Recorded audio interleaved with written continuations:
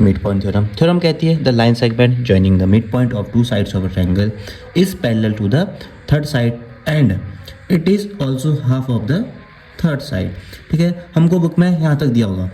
क्या कहता है कि एक ट्रायंगल है जिसके दो लाइनों के मिड पॉइंट क्या हैं, डी और ई हैं, और इनको हम ज्वाइन करते हैं तो जो ये लाइन बनेगी वो क्या होगी, थर्ड साइड पैरेलल लाइन होगी, मतलब this one parallel to this one.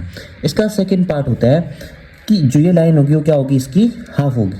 ठीक है, तो ये दोनों मिलके कंप्लीट क्या बनाते हैं, हमारी मिड पॉइंट थ्योरम बनाते हैं। कंस्ट्रक्शन करते हैं हम, क्या करेंगे, ए बी के पैरेलल एक लाइन खींचते हैं जिसको हमने क्या कह दिया, सी और F.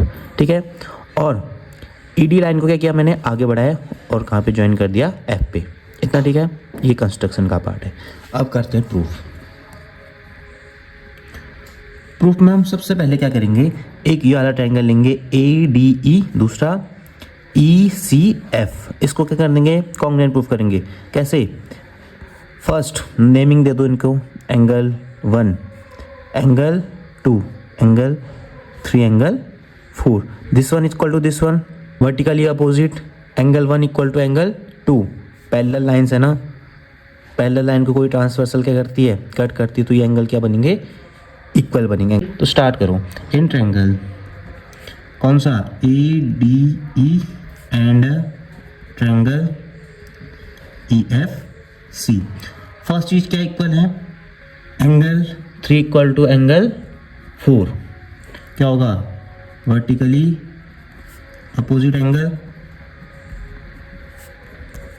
Second one, angle 1 equal to angle 2, इसको हम क्या कह देंगे, अल्टरनेट इंटीरियर एंगल। ठीक है, third one, A equal to क्या हो जाएगा, ए सी, ए इक्वल टू ए सी, क्योंकि ये क्वेश्चन में गिवन है ना कि ई क्या है, मिड पॉइंट है, तो ये हाफ इसके इक्वल होगा, इस हाफ के इक्वल होगा, ये हमारा क्या था, गिवन था। तो ट्रायंगल क्या होंगे, कॉन्ग्रुएंट प्रूफ हो गए, triangle A D E congruent to triangle E C F. किससे, फिर एंगल एंगल साइड से, तो क्या होगा, एंगल एंगल साइड से, दोनों क्या हो गए, कॉन्ग्रुएंट प्रूफ हो गए। अब सिंप्लिसिटी से हम दो चीज को इक्वल कर देंगे। First, this one equal to this one, corresponding part of congruent triangle. Second one, this one equal to this one, इसका यूज हम सेकेंड पार्ट के लिए करेंगे। तो लिखो A D equal to C F, C P C T. Second part भी लिख दो, D equal to E F, C P C T. ठीक है, इतना हमको क्या मिल गया, this one equal to this one, equation number इसको फर्स्ट मान लो। और हमको एक चीज़ गिवन है, ये मिड पॉइंट है इस लाइन का, तो this one equal to this one होगा, तो लिखो A D equal to D B, equation number second. अब देखो इक्वेशन फर्स्ट और सेकेंड में देखो, ए डी सी एफ के इक्वल है, ए डी डी बी के इक्वल है। कोई दो चीज़ें एक के इक्वल होती तो आपस में क्या होंगी, इक्वल होंगी ना, तो क्या हो जाएगा, सी एफ इक्वल किसके हो गया, डी बी के हो गया, this one equal to this one. और ये क्या भी हैं, ये पूरी लाइन इसके पैरेलल थी, तो ये और ये आपस में पैरेलल होंगे। ठीक, नीचे लिख दो, डी बी पैरेलल किसके होगा, सी एफ के होगा, पैरेलल भी है इक्वल भी हैं, तो ये क्या बन गया, एक पैरेललोग्राम मिल गया। E B C F is a parallelogram. यहाँ तक समझ में आया, हमने क्या कर दिया, इसको पैरेललोग्राम कह दिया। अब पैरेललोग्राम कहा तो ये पैरेलल इसके भी होगा।